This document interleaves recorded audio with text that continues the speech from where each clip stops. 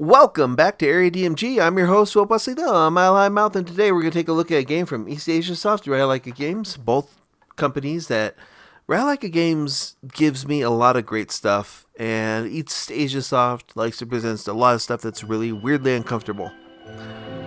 And this is what we're looking at today. We're looking at a crime opera, The Butterfly Effect. Let's check the options real quick. I think this is a visual novel, so we're going to look at this for about 8 to 10 minutes or so, give you a little idea of the story, but we're not going to dig too deep into it. We're not going to dig too deep into spoilers and stuff. Because honest to goodness, a lot of the joy of these types of games is playing them yourself. If you're a fan of visual novels and you're already here, then it says thank you for downloading Crime Opera. You can either read it straight through as a kinetic novel, or you can choose to read it with the addition of choices and alternative routes to shed more light on the world surrounding the characters. Now, with the kinetic novel, they're just going to give you their version of it, but I like alternatives and alternate endings. Honest to goodness, I'm getting some kind of like vibes for like stuff like Raging Loop or there's a couple of things, like the most recent one, like Genesia or something like that. Please choose which version you prefer to read. Honest to goodness, I prefer choices in my visual novels, because then you have replay value.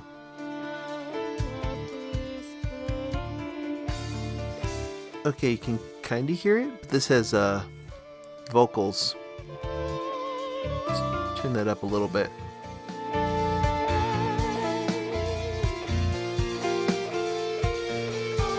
The butterfly effect.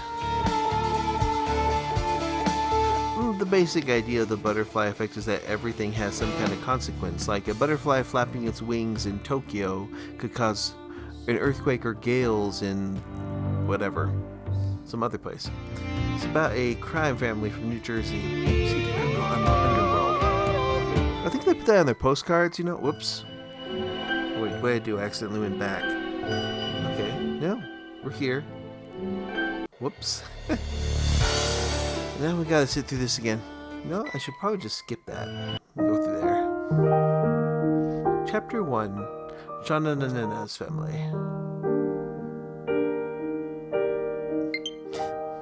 Well, the music's pretty decent so far. Artwork. It feels more like an American graphic novel or something that someone drew for their webcomic. It's like the waves were alive, reaching out to say hello.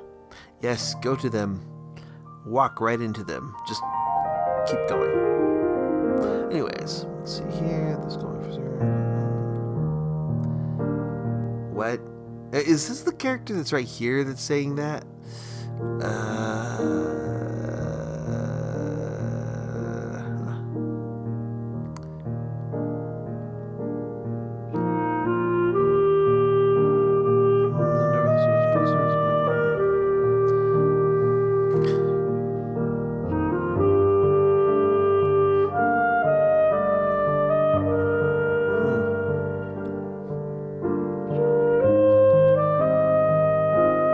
So, I normally would read some of this stuff out loud here, but that's only if like you have kind of stilted English in there. Because like sometimes with graphic novels or visual novels, you have a more plain dialect to it. This one has quite a bit of words to it. This one feels more like they put together, I don't know how many words are in this one, but some good visual novels I think are up in the thousands when it comes to the words. Like you might have one that's like 30,000, 40,000 in the script. This looks like this is one of those that would be that place. And this is all internal dialogue for this main character, who we don't know this person's name yet. That's something to do with his work. He doesn't let me know anything about his job. Mom gets really angry at him whenever I ask him about it. Because he does crime. It's totally it. That's when you know she's really angry. Oh gee, your family sounds great. Although I do want to comment about the way that these words are. Let's see here. Text speed. Actually, I'm gonna increase the text speed a bit. Yep, and everything here's good. And we're not messing with the auto mode. Let's see how many save files there are in this game. 14. We're gonna use number 14 here at the end.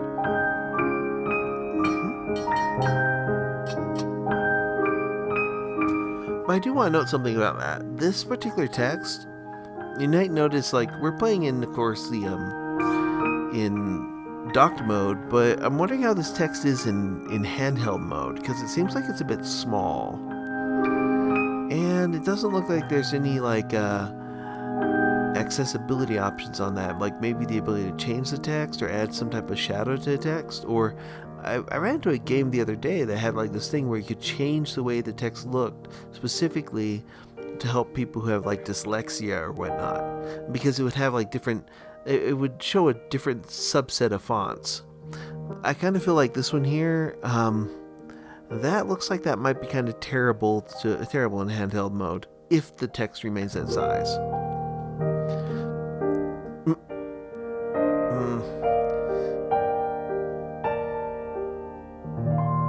Okay. This is an M-rated game, by the way. So some of the subject matter in it might be a bit, like right now you're talking about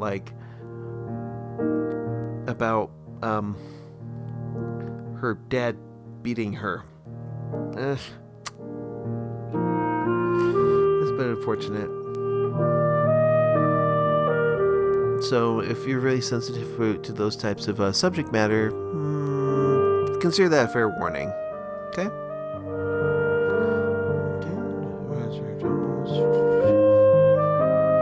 Oh gosh. That person just seems lovely.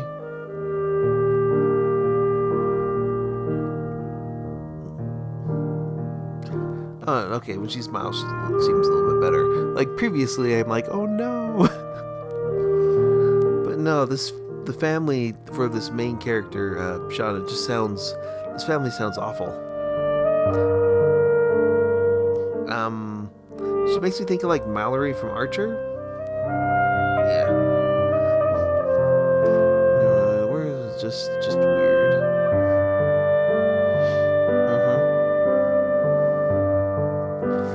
Everyone's coming for dinner. They're gonna discuss baseball. That's what they'll do. Close. No business I'm allowed to know anything about.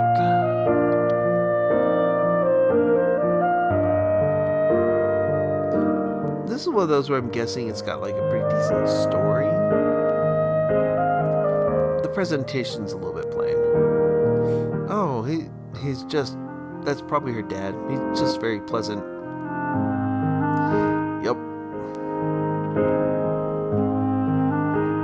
Not a lot of animation here, but like aside from occasional facial changes or whatnot, but you kind of get the feeling this was made by like few people. Like maybe you have like a music person that they outsource, and then you've got this one person where this is kind of their labor of love essentially. And I can appreciate that, even if there's like some stuff here in the story. Like, let's see here.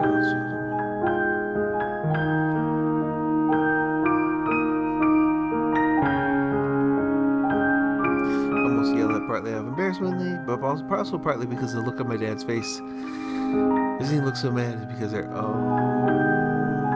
Gavin Newsom, or like Gavin like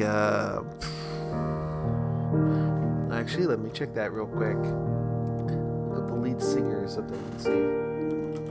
Singer of Rosdale. Probably not Rosdale. My friend. And like, worst is important. Yeah. This poor person lives in like a huge crying family stereotype thing. Side of her house, window so he could talk for a few hours. Has never caught him doing that yet. Yeah, that's why he's still alive.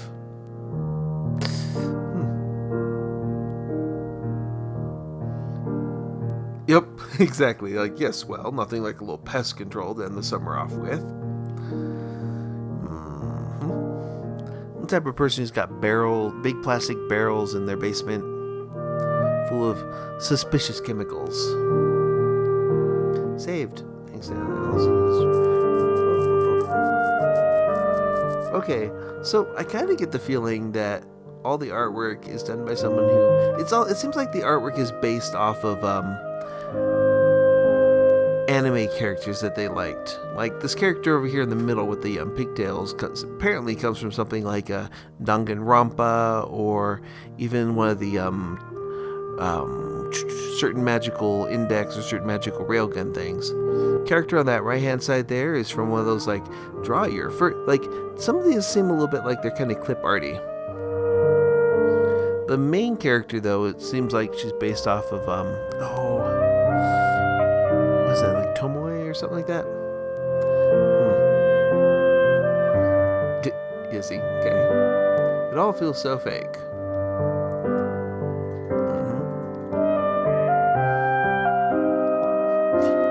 We've got to talk about Kevin. I mean, look at the eyes on that character over there. He's just like, you can tell he's seen some stuff. Yep.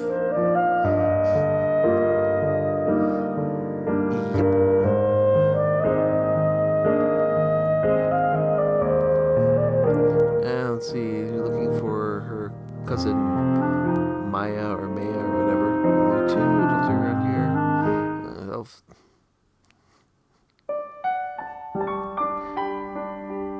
Now they look like they're going to go solve generic anime mysteries.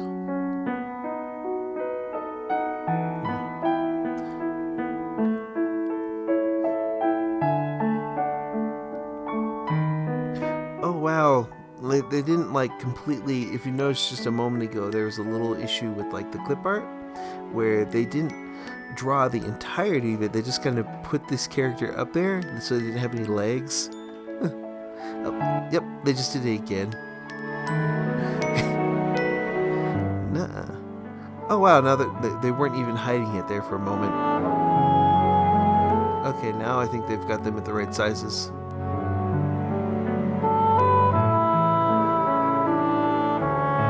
It's got Homestuck animations, like really early Homestuck animations. Or maybe Homestuck 2.0.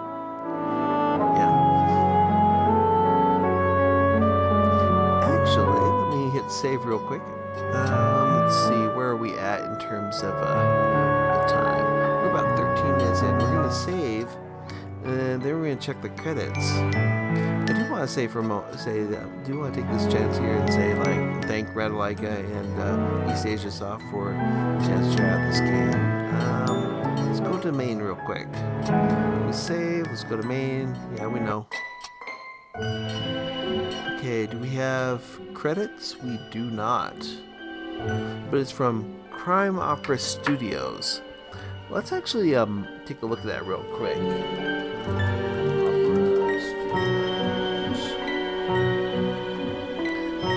Okay, so they have an itch.io thing. Let's see here.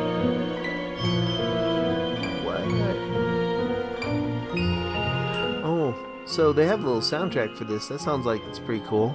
It looks like it was a Kickstarter at one point. And let's see. Visual novel following the origins of the Gallo Mafia family. Well, better Gallo than Salo, right? And it's it's a Tumblr blog. Well, let's find out what we have here. Will ask me anything. I'm going to check and see a little bit more about this company. Actually, I'm going to find out what this costs on the eShop.